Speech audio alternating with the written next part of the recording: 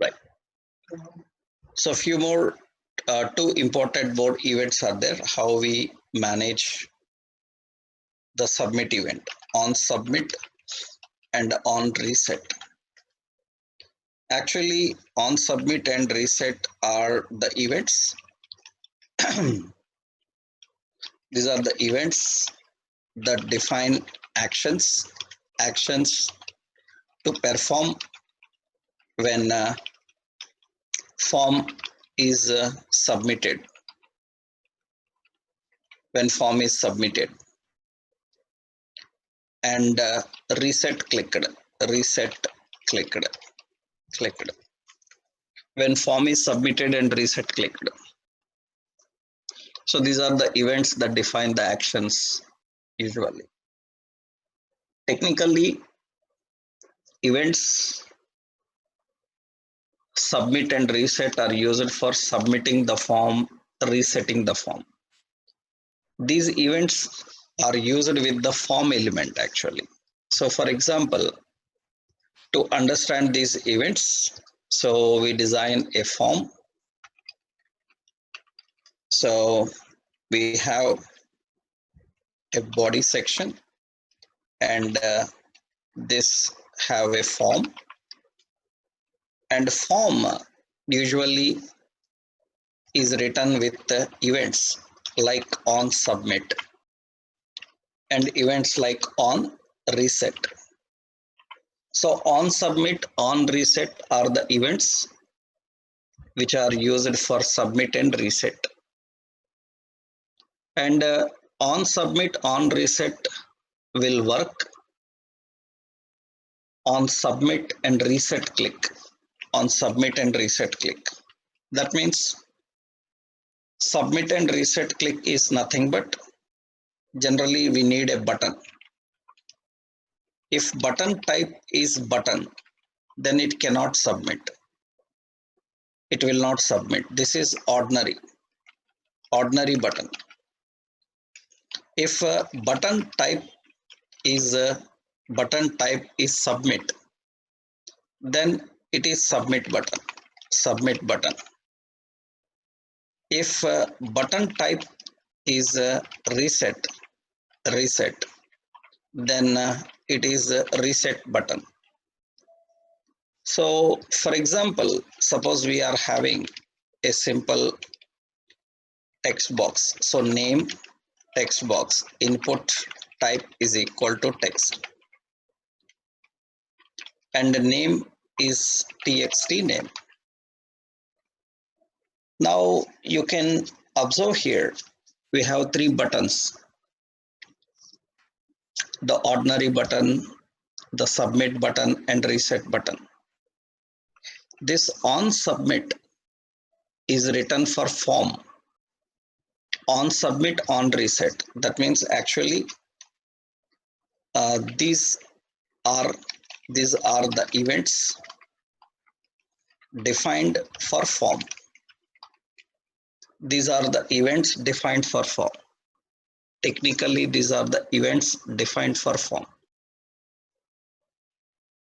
And important is these events are defined for form and bound to submit and reset buttons. They will work with submit reset buttons. So let's observe that on submit we will write a function submit click. On reset click. These are our own names, and in the head section we are defining function submit click.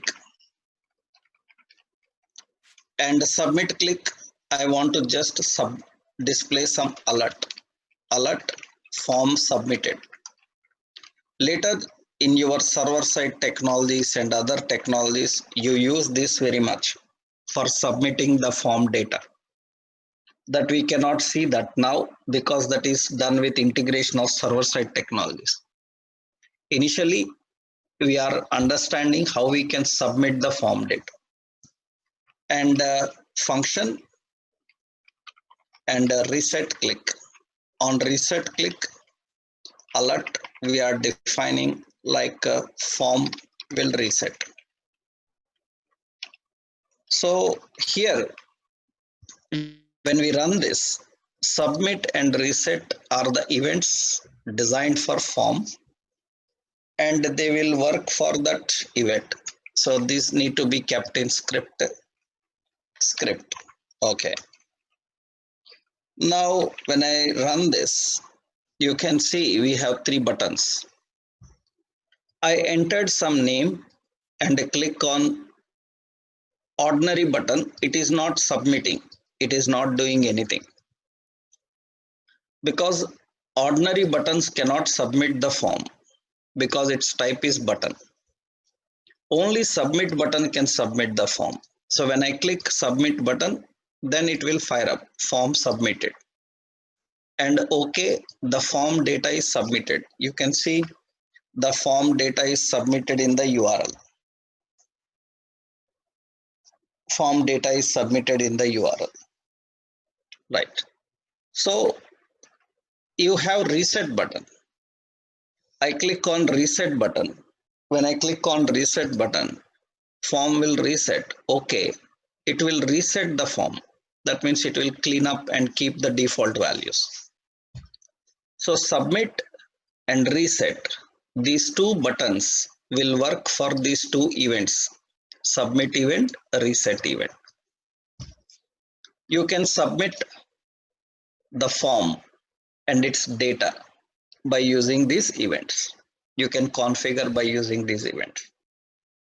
Now you cannot perform this submit and reset with other controls, but generally this is example.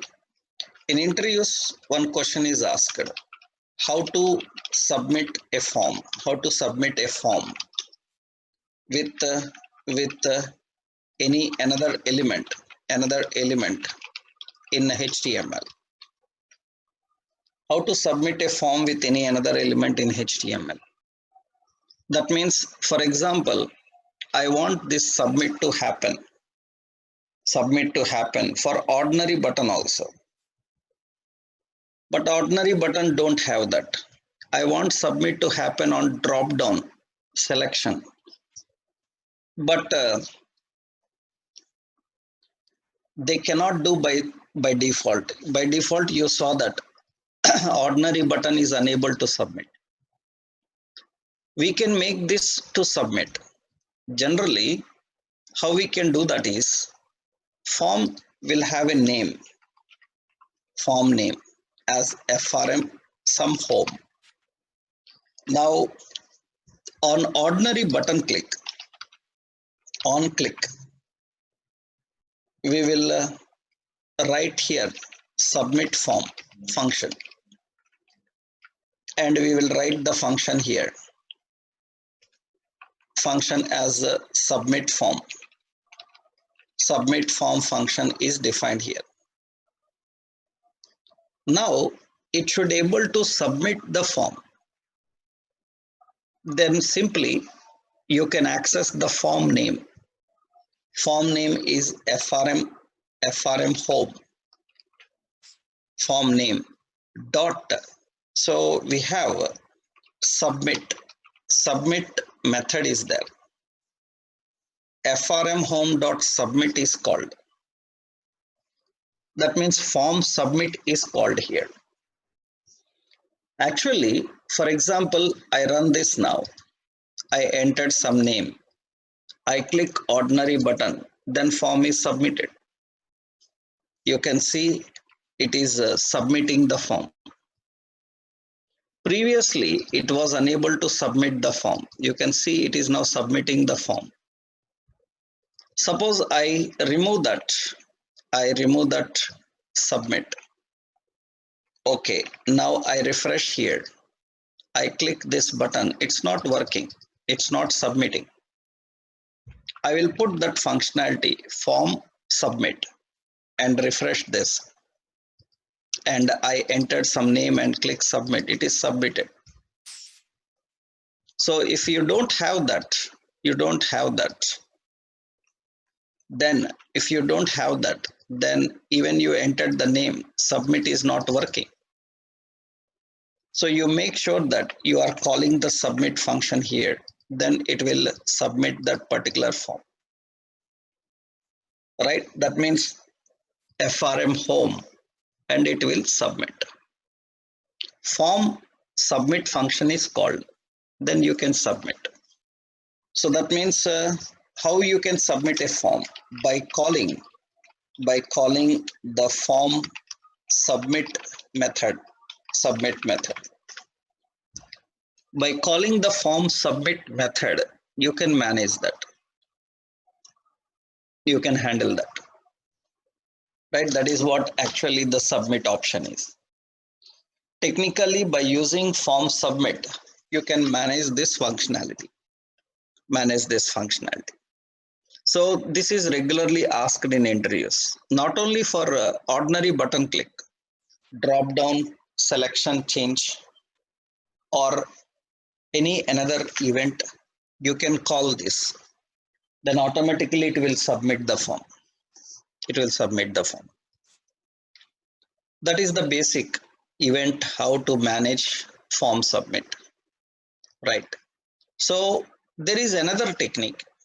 Another technique is, instead of calling form submit, this is the right way. Another technique is, you can call submit click function inside it.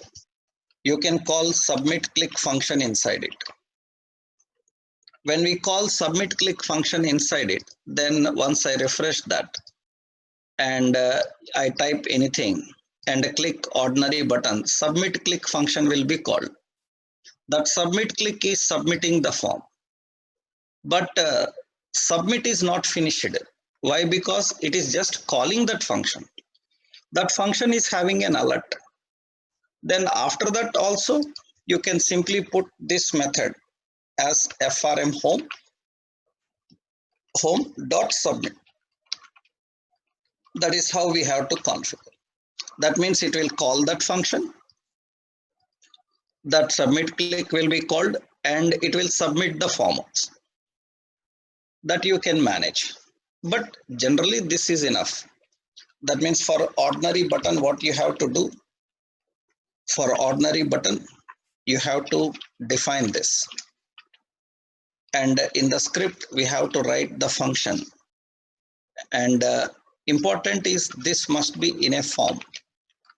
Form name is equal to frm home. You have to keep that in a form. We need to keep that in a form, configure that in a form, and define that inside.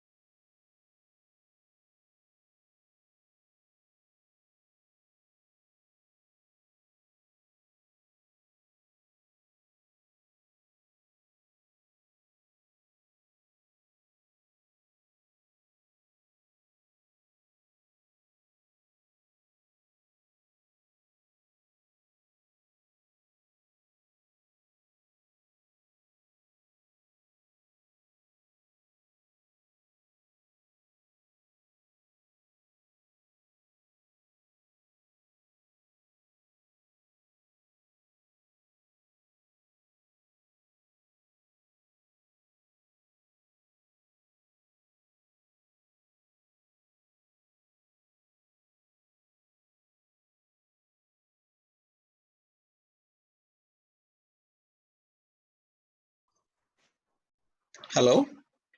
Yeah. Now is it visible? My screen available now?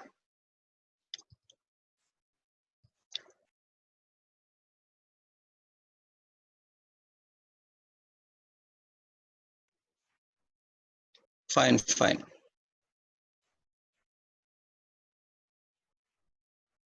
Okay, okay, fine.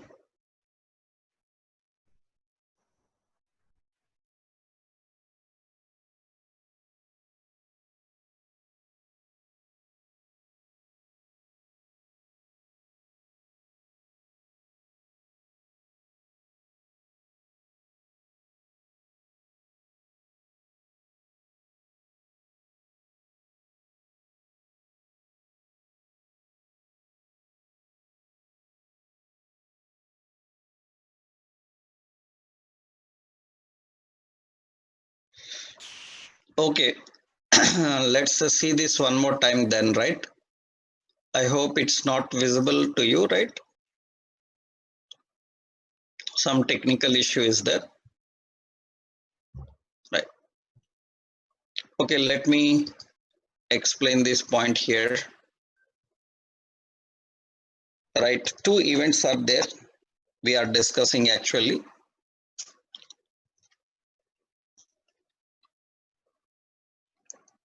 Yeah. So now see, actually we have two events, two important events are there. So one is submit event, another one is reset event. Generally submit and reset events will work for submit click and reset click. So we designed a form, and form can be defined with two events, on submit and on reset. On reset. Generally, in server side technologies, when you are working with, we can submit the form, we can reset the submitting is submitting the form data. Reset will be resetting the form. So these two events are specially used for form, and these events will work. These events will work only for these events will work only for submit button and reset button. Actually, suppose we have a name and a text box. Input type is equal to text and the name as txt name. Yes, we have button.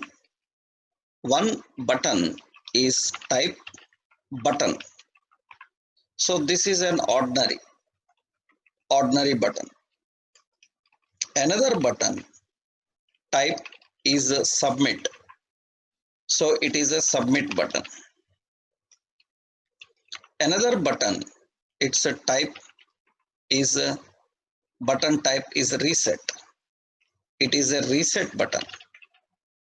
Now submit and reset events will work with only submit and reset buttons. They will not work for ordinary buttons. You can write a functionality. So that is submit click, and you can write a functionality reset click. Reset click. We can write the functionality submit click and reset click. Now we will write a script here. So function is submit click. On submit click, we'll put an alert saying that form submitted. And on reset click, we will write alert as form will reset. So form submitted and form reset. These are the options. Now here, observe when we are accessing this. So I will refresh this page here. Now you have these buttons. So we have an ordinary button, submit button, reset button. I entered some name and click on ordinary button. It's not working because ordinary buttons cannot submit the form. You have to use submit button. Submit button can submit the form. And on submit button click, this event will fire up. Means form submit event will fire up. And I click on submit, it will fire up. And okay, the form is submitted because submit button have the ability to submit the form. And you can see in the URL txt name is John. It is submitted. I click on reset button. When I click on reset button, it will say form will reset. Okay, you see form is cleaned up. So resets the form. So submit event, reset event. These will work only for submit and reset buttons. Work for submit and reset buttons. So usually submit and reset events will work for only these two. Technically, when we are working with the events, one of the main question asked in many interviews is how we can submit with ordinary buttons also. Because not only button, sometimes when I select drop down, then form should be submitted. How we can submit with other elements? That is the question asked in many interviews. Then how you can submit? We have to use a simple technique here. For the form, we have to define a name, some FRM home. That is the name for the form. And button, for ordinary button, we have to write an event that is on click. On click, that is button click. Okay, on button click, so we will write the function on button click. So we have to call the form name FRM home dot, it have a function called submit. FRM home dot submit. Submit is a ready-made event method which is used with form. Submit is used with form. What is the advantage of this is, the advantage of this is it have the ability to call the submit function and can submit your form. That means now once you do this, ordinary button also can submit the form. Everything is audible clearly, Mr. Binod?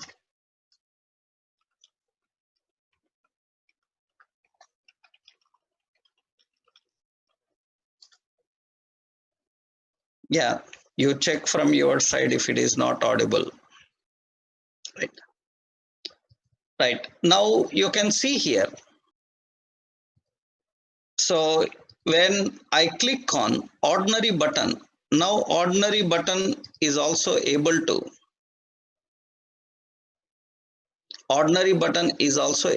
submit the form.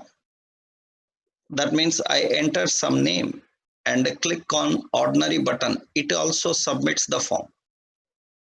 That is how we can submit the form. Technically submitting the form. That means usually form submit, right? Form submit allows to submit the form data to server. Usually this is defined for form control. This is defined for form control. And it will work with the submit buttons.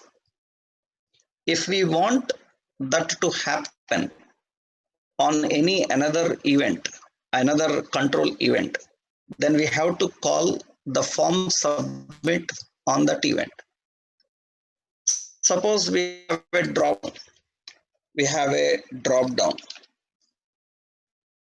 Select is having an option that is a select form action, and here we have an option that is submit, and we have an option so reset. Now important is we need to write event on change. So I write form actions functionality will execute. We have to write that function form actions.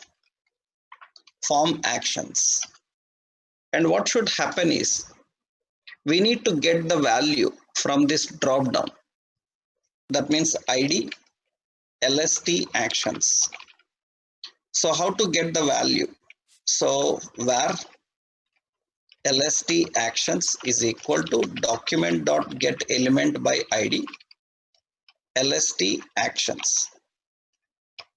That means the drop down value is collected. So its value, we want its value. So dot value. Okay. Now we will write a simple switch condition. Switch into that LST actions. Now here, if case is, so they selected submit. If case is submit, then the form submit should happen. So submit should happen. Mr. Binod, you have to do something.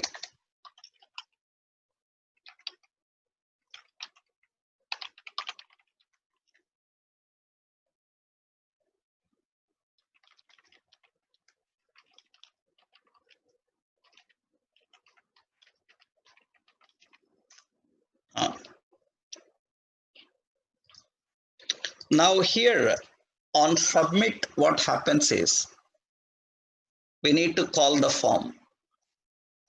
So that means here we need to define frm home dot, we have a submit event, we call this. Then we are breaking. On case, if it is reset, then here we are calling frm home dot reset. Reset function is called. Then break.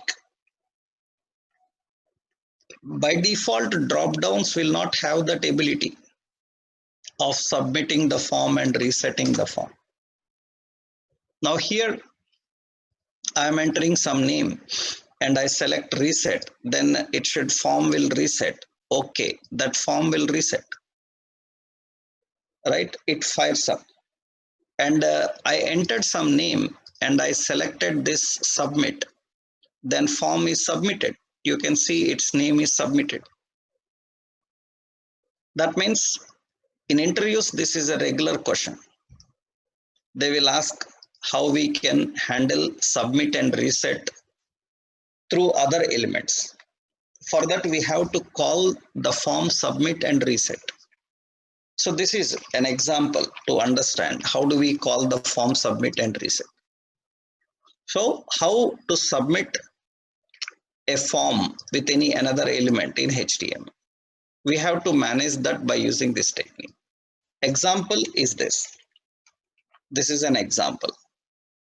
So how do we deal with the submit events, right? On submit and on reset. If anyone asks how I can handle, then this is the technique we have to follow. In many interviews related to the forms, one more question is how we can get focus to any element. That is also same. Element have a focus function. That means another regular question is how to focus any element dynamically, or how to disable Another question is how to disable or enable element dynamically. These are the regular questions that comes. How to focus the element, how to enable the element. These are regularly required also. On various events, we can manage that. We can configure and define that. For example, so we are designing one example, disabling, enabling, how it happens, we will see that. Suppose disable.html. Okay. Here I'm adding so a HTML head and the link relation is equal to style sheet and href is equal to node modules bootstrap this css and bootstrap.css. In the body we have a class container. Okay, and here we designed a simple element. I'm designing a div and a class as box. Okay, and here we are using a div with a class as form group and label as some option we defined. This is a heading. The heading I will keep as payment details. So label here we defined as card number. Okay. Now here we are configuring a div, and in the div input type is equal to text and id as txt card and a class as form control. Okay, that is the card number you have to enter. Next, another form group. We are defining another form group, and this is so CVV. Okay, txt CVV. Okay, and here the form control is defined. Next, another form group. This time here we are defining expiry year, and here we are defining select id as lst year and the class as form control. Option we are giving 2020 and another option like 2021. Yeah, so option like 2022. Okay, now this is the appearance. We have the payment details kept inside the box, and we are adding this style and dot box. So justify content center, right? So width is some 300 pixels. Align items centered. So margin auto. Okay. And border 2 pixels solid and dark cyan. Okay. And padding is 20 pixel. So this is a simple form we have designed where user need to enter the details. That means the card number, CVV and year. Important is until the card number is entered correctly, CVV year should not work. We have to disable them. They should not work until the card number is entered correctly. So actually here we added one more div, and class as a form group, and here we have a button, and place order, something order, and the class is btn and btn primary and btn block, that is place order here. Now important, I don't want the place order to work until or unless all are correct. This button, this expiry, this CVV, all this should not work. So this button is having an ID, BTN order. So the elements we don't want to work by default, then for that we are adding a style, file, style. In the style, we can keep, or simply, generally you know that every element is having disabled. Every element is having disabled. That means we are using disabled. Every element is disabled. So button, we have a disabled property. All the elements are disabled here. They are not working. And in the style, what we do is, if any element is disabled, then we will apply. That means if input or select are disabled, then we will put a cursor. We will put a cursor. We will keep the cursor as not available. That means we will put a cursor as not available. Yeah. We will put a cursor as not allowed. That is the cursor. That means here when they are disabled, this will come with this symbol, select and all this will come with that symbol. That symbol will come, not allowed symbol will come. That means they are not allowed. Input is not allowed. Initially input is not allowed. Okay. And button also not allowed. Button also not allowed. Input and button are not allowed. It will display that here, right? Now important is they are not working now. They are disabled. When card number is entered correctly, then it should be enabled. That means if it is enabled, normal. That means we have input. If it is enabled, input or button, we have enabled. If they are enabled, then cursor will be pointer. We need to define the pointer. That means if they are enabled, then pointer will come. If disabled, then the button will be like this, right? It depends on our requirement, how you are configuring that, okay? So that is not mandatory. Here important is, this is not working currently. How make it work now?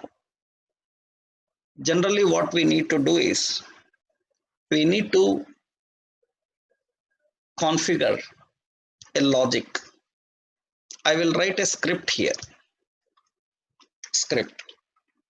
In the script, I am defining a variable user details. In user details, we have card number. Card number is a 16-digit number. Some 16-digit number. And CVV is some CVV, 3-digit number. And expiry is some 2021. That is the expiry. So now I need to verify these details. And based on that, I have to enable. I have to verify these details.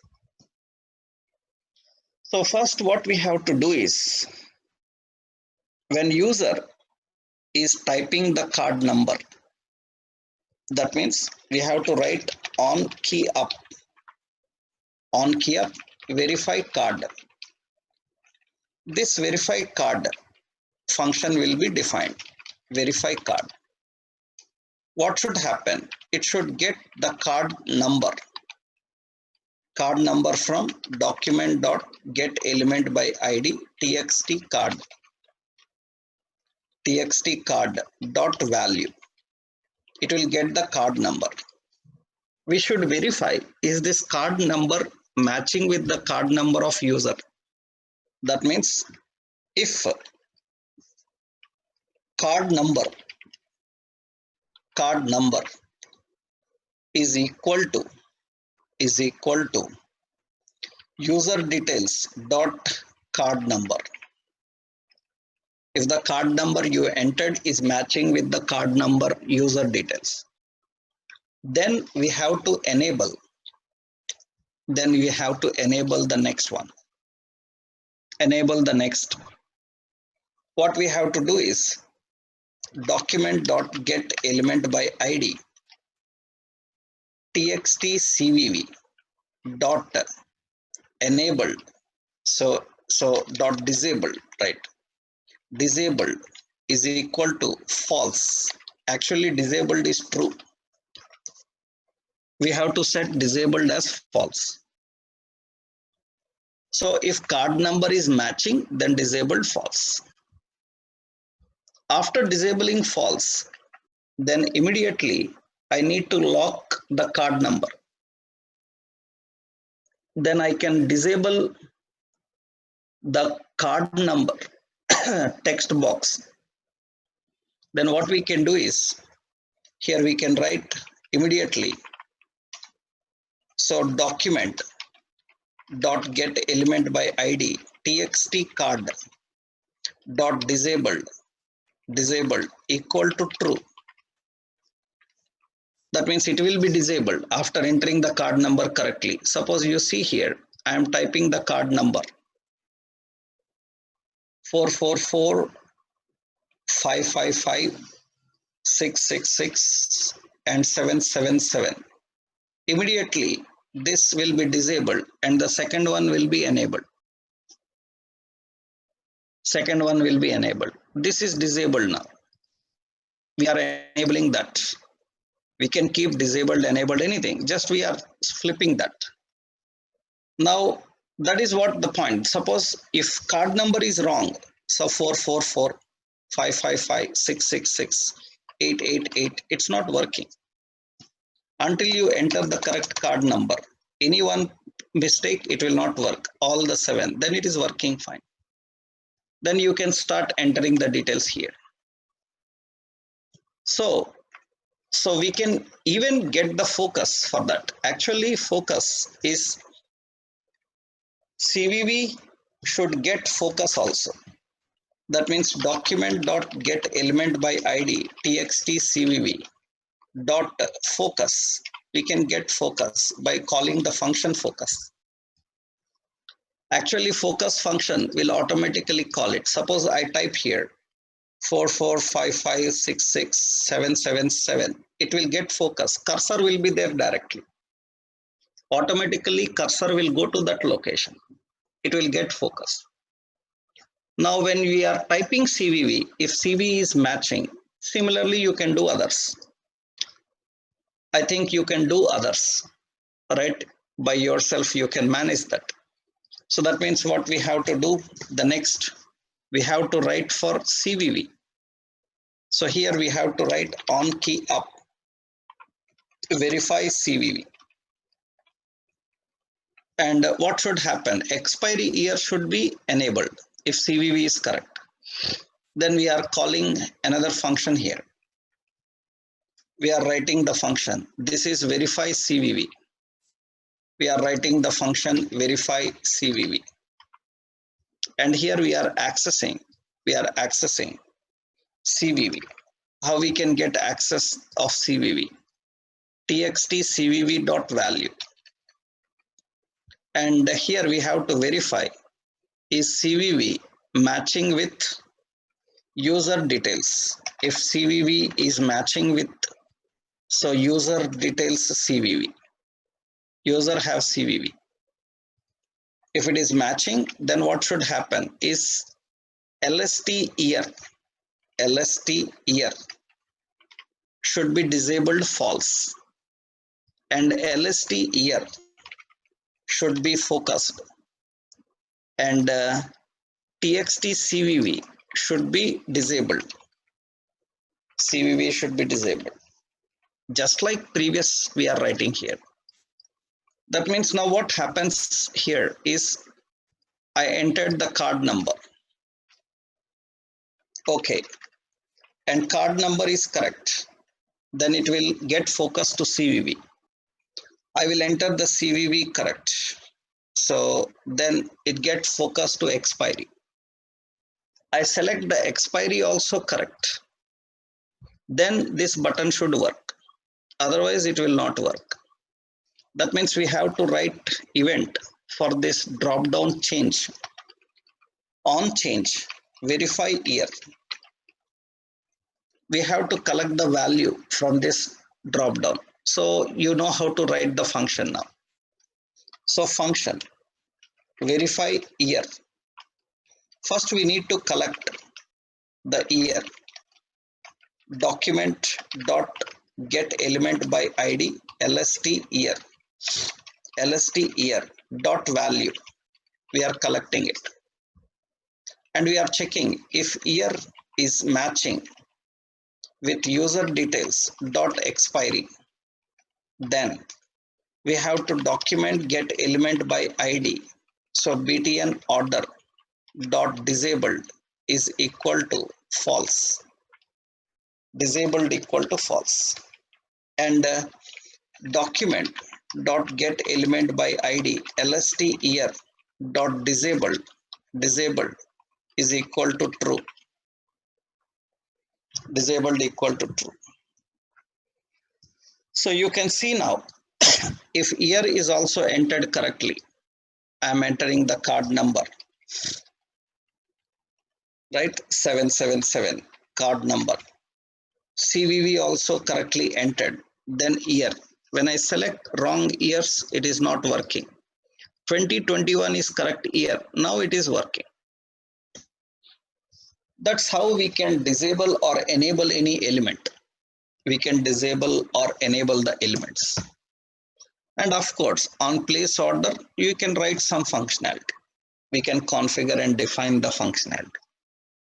Here, our main intention is to how to understand disabling, enabling, and focusing the elements dynamically. For that, we have focus function, we have disabled property, we have to handle them correctly. So we can apply those dynamically and we can configure them. So this is the approach we need to follow. So that is what the question asked here. How to focus any element dynamically. So answer is, so we have focus method, right? Focus method. So it gets focus to element. We have disabled. So it can disable or enable element. That means true, false. It uses a Boolean value. So dynamically disabling, enabling, and dynamically setting the focus, because automatically when I finish one field, next field should get focus. All such things we can manage by using this. So this is an example of working with how we can manage with these options. This is disabled, enabled, all these options, how we can do. Actually, we can write multiple conditions and display the proper error messages. But what I am doing is, once they entered the correct value, I am not allowing to make any change into it. In that case, we don't need any other conditions, because if they entered the correct value, then that is sealed. You cannot modify it again. Right? So If you don't want like that, then just write a condition. If it is matching, enable. If not matching, disable. Like that, you can write if and else conditions. Initially, this is enough to understand how we can disable or enable anything. How to show or hide anything, that already we learned. To show or hide any element, we have to use the options. We have to use the options. That is display, show, hide. We have to use the options display, show, hide. That means suppose I want to show or hide anything, then usually what happens is, suppose, so this is the box class, that is the box class. And suppose we have an ID. So we can get the class name also. ID is as box. Okay. Now here we are having a checkbox. Input type is equal to checkbox. And here, so show payment options. That is the checkbox. ID is equal to some OPT payment. Value is equal to, we can get the value. You can simply check, no need of value. Checked property is enough to understand. Now you see here, so this is a checkbox, show payment options. When I click this checkbox, show payment options, then only this should display. When I uncheck that, it should hide the payment options. That means we need to just put that and handle it. So how we can do that? That means here we need to identify the actions to perform when they are selecting it. Actually, that is selecting. If checked, what should happen? Unchecked, what should happen? We need to manage. So on click, it is happening actually. That is click, on click, it is checked. That means for this input box, I am writing on click. On click means when input box, this radio is clicked, checkbox is clicked. That means I defined as show panel. Okay, that is show panel. And a function or toggle panel. We are writing like toggle panel. Toggle panel. And we have a function here. Function toggle panel. Now here I will put an alert. So here I will just write a condition. First, collect the checkbox where OPT payment. Document get element by ID, OPT payment. Okay. So condition is if OPT payment dot checked, if it is checked, then we have to say document dot get element by ID box dot style dot display dot style dot display is equal to, we say block, display as block. If it is selected, display as block. Else what should happen? Else what should happen is document get element by ID box dot style dot display is equal to none. Display none will hide it. That means here the point is by default I will put this checkbox as checked, the checkbox as checked. That means it is displayed like this. I uncheck the checkbox, it is hidden. I click it, then it is selected. That means you uncheck the checkbox, then it is hidden. And you click it, then it is displayed. It is displayed. So we can show or hide dynamically by setting this display. We know how to show hide in styles, CSS. Just we are applying that dynamically. The style display block will show it. Display none, it will hide it. Right. You can do everything. You want to hide anything, you can hide anything. You have to just use hide. Display, we are using disabled, that's why it is disabled. You want to hide, you can hide, right? You can do anything, right? So that's just what property you are using. Can I hide CVV? Can I hide card number? That's all simple things. You can hide, you can disable, right? So it depends on your requirement. Just you have to put these attributes. You want hide, put display. You want disable, then write disable. These are the attributes here we can manage. This is generally how we can show hide also. Show hide also. So this is an example. So in addition to that, show hide dynamically. Show hide dynamically. This is what we are defining. This is show hiding dynamically. Rest of logic is same. This is the basic approach how we can design. Now these are all important things we need to know about events. After understanding events, now we need to learn about JavaScript. JavaScript OOPs, object-oriented programming, and how these OOP concepts will work. Object-oriented programming in JavaScript, functions and other points we will discuss. That we will see tomorrow. So tomorrow we will have session at 9 a.m.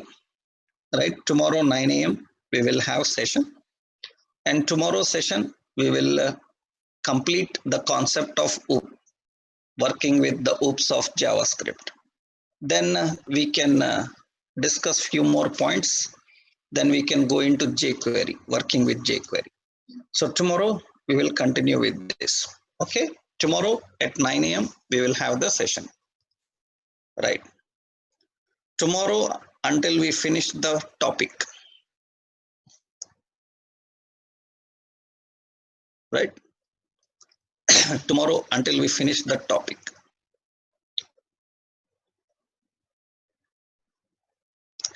Okay, fine. One more important,